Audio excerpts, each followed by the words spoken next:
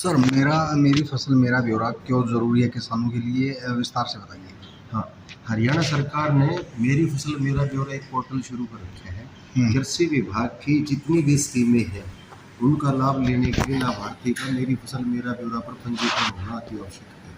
जैसे कि अभी मेरी फसल मेरा ब्यौरा का पंजीकरण चला हुआ है, अभी तक जो है ना, लास्ट जो हमारी डेट है इसके पंजीकरण की 31 जुलाई। तो मेरे जिला झज्जर में 3,71,000 जमीन है, जिसमें जो लगभग 60,000 एकड़ अभी तक पंजीकृत हुई है। तो मेरे किसानों से अपील है कि सारी जमीनों का एक एक कृषि योग्य भूमि का इस पर पंजीकरण करवा लें।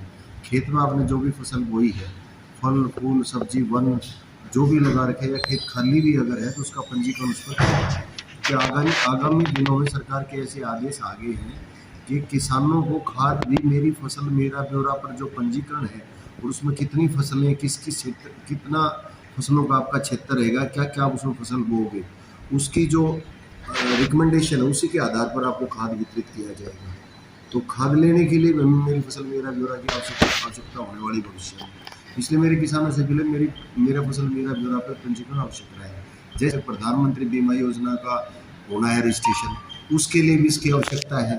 पिछले सीजन में जो है ना, बेमौसम बरसात की वजह से भोज और ओलावृष्टि से फसलों को नुकसान हुआ, तो सरकार ने क्षतिपूर्ति पोर्टल के माध्यम से किसानों को जो पैसा उनके सीधा उनके खाते में डाला है, उन उस पर भी शिकायत उन्हीं की दर्ज हुई जिनका मेरी फसल मेरा ब्यौरा पर पंजीकरण था। कल फिर जैसे हमारे फसलें पक जाएंगी, तैयार हो जाएंगी, मंडियों में किसान बेचने जाएगा, तो मंडियों में जो फसलें बिकेंगी एमएसपी पर, वो भी मेरी फसल मेरा ब्यौरा के आधार पर ही उनके टोकन निकलेंगे। मेरी फसल मेरा ब्यौरा के आधार पर ही सरकार उन फसलों को खरीदती है। अगर कई बार सरकार नहीं खरीद पाती तो भावांतर भी देती है। जैसे पिछली बार बाजरे में दिया है, बाजरे में लगभग 16,000 किसानों को 24 करोड़ रुपए गया है झज्जर में, 4,500 प्रति एकड़ के हिसाब से भावांतर योजना के तहत। तो वो भी उन्हीं को गया जिनका मेरी फसल मेरा ब्यौरा पर पंजीकरण था। तो इसलिए मैं किसानों से अपील करता हूँ कि एक एक इंच अपनी कृषि योग्य भूमि का मेरी फसल मेरा ब्यौरा पर पंजीकरण अवश्य करा लें। इसके लिए गांव में किसी भी सीएससी सेंटर पर जाके करवा सकते हैं या नज़दीकी कृषि विभाग के किसी भी कार्यालय में जाके अपना इसमें पंजीकरण करवा सकते हैं। एक बात इसमें विशेष ध्यान देने योग्य है कि मेरी फसल मेरा ब्यौरा पर जो किसान का व्यक्तिगत जो डाटा उठाया जाता है वो परिवार पहचान पत्र से उठाया जाता है। परिवार पहचान पत्र में उसका जो नाम है वही उसके मेरी फसल मेरा ब्यौरा में आएगा। किसानों से अपील करूंगा जो उसमें खाता जो वो दर्ज करते हैं तो खाता वही लगाएं, उस खाते अपना स्वयं का खाता लगाएं एक तो, और उस खाते में वही नाम और वही स्पेलिंग होनी चाहिए नाम की जो कि उस परिवार पहचान पत्र में है।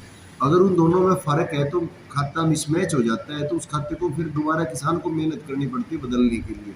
तो मैं किसानों से अपील करूंगा जो नए किसान मेरे जितने भी पंजीकरण में आ रहे हैं वो अपना खाता व्यक्तिगत जानकारी और खाता जो है ना, पासबुक से जो खाता जो भरवा रहे हैं सी में बड़े ध्यान से भरवाएं। कई बार किसान अपना नाम गलत भर देता है, कई बार IFSC कोड गलत भर देता है, कई बार खाता संख्या गलत भर देता है, उसको फिर पेमेंट आने में दिक्कतें आती है। नहीं तो अगर सही जानकारी आपकी बिल्कुल सही है तो यकीन मानिए फसलें जब मंडी में बिक जाती है, फसलों का उठान होने के बाद सरकारी गोदाम में जैसे पहुंच जाती है, पहुंच से ठीक 72 घंटे में आपके खाते में पेमेंट आ जाती है। तो मेरी फसल मेरा ब्यौरा एक ऑनलाइन प्रोसेस है, बहुत लाभकारी है, ईमानदारी है, सरकार की अच्छी पहल है। इसमें मेरे किसानों से पहले सारे किसान इसमें अपना पंजीकरण करवाएं।